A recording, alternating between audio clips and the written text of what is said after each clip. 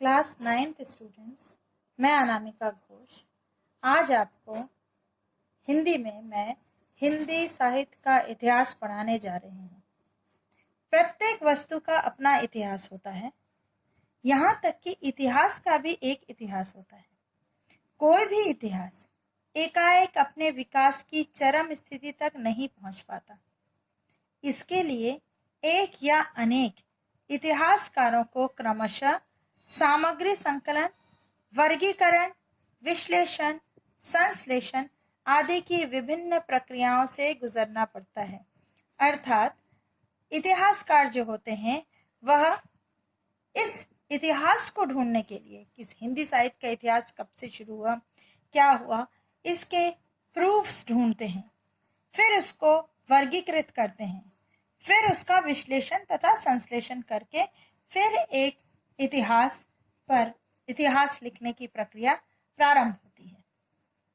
हिंदी साहित्य के इतिहास लेखन में प्रमुखतः Garcin de Tassy, Shiv Singh Sengar, George Grierson, Acharya Ramchandra Shukla, Hazari Prasad Dwivedi, doctor Ram Kumar Varma, doctor Nagendra, doctor Bhagirath Prasad, doctor Lakshmi Narayan Varshney, Vishwanath Prasad Mishra आदि अनेक विद्वानों ने अपना सहयोग प्रदान किया है।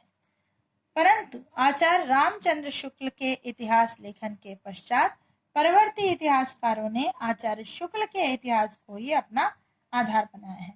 अर्थात सबसे जो बेहतर इतिहास लेखन है वो आचार्य रामचंद्र शुक्ल का है।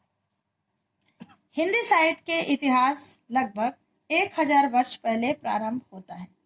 काल विभाजन की दृष्टि से हिंदी साहित्य के इतिहास को 4 कालों में विभाजित किया गया है।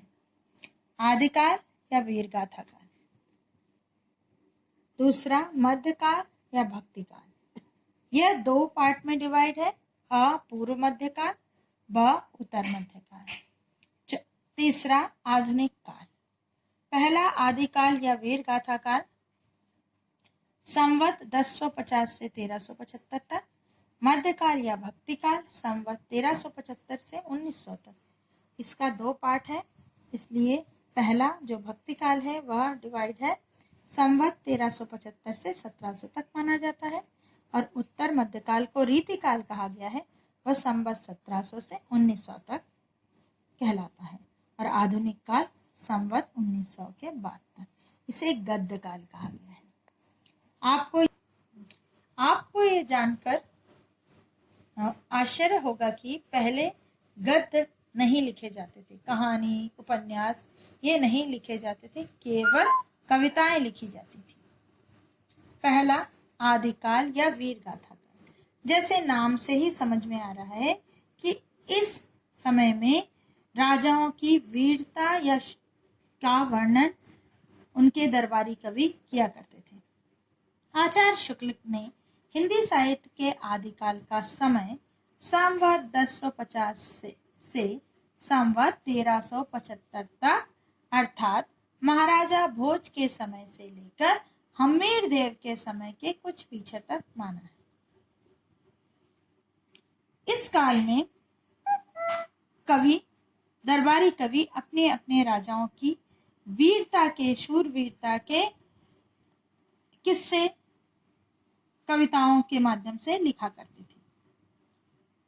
यह काल तब का है जब सम्राट हर्षवर्धन की मृत्यु हो गई थी, और विदेशी आक्रमणकारियों, विशेषकर यवनों के आक्रमणों से चारों ओर अशांति और अराजकता की स्थिति निर्मित थी।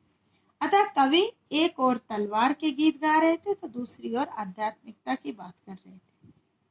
आदिकाल को वीर गाथा काल भी कहा गया है। आदिकालीन साहित्य की प्रमुख विशेषताएं। आदिकालीन साहित्य में युद्ध वर्णन में सजीवता है। आदिकालीन साहित्य में रासो काव्य परंपरा का प्रादुर्भाव हुआ। रासो शब्द की उत्पत्ति के संबंध में हजारी प्रसाद द्विवेदी ने संस्कृत के एक छंद रासक को माना है। बाद में अपभ्रंश में भी रास या रासा छंद का वर्णन मिलता है, जिसमें 29 मात्राएं मानी जाती हैं। यह जो कविताएं थी आदिकाल की, जो भी कवि लिखते थे वो एक रासक नामक छंद में लिखते थे जिसकी 29 मात्रा होती थी। हजारी प्रसाद द्विवेदी ने इसीलिए इस सारी जो कविताएं हैं वो रासो काव्य परंपरा के अधीन ही है। राजाओं के शौर्य और पराक्रम का अतिशयोक्तिपूर्ण वर्णन किया गया। अतिशयोक्तिपूर्ण अर्थात कि बहुत बढ़ा चढ़ाकर बोलना, कि जो दरबारी कवि होते थे वो अपने राजाओं के वीरता के गुण बढ़ा चढ़ाकर करते थे। वीर और श्रृंगार रस युक्त रचनाओं का सृजन किया गया है।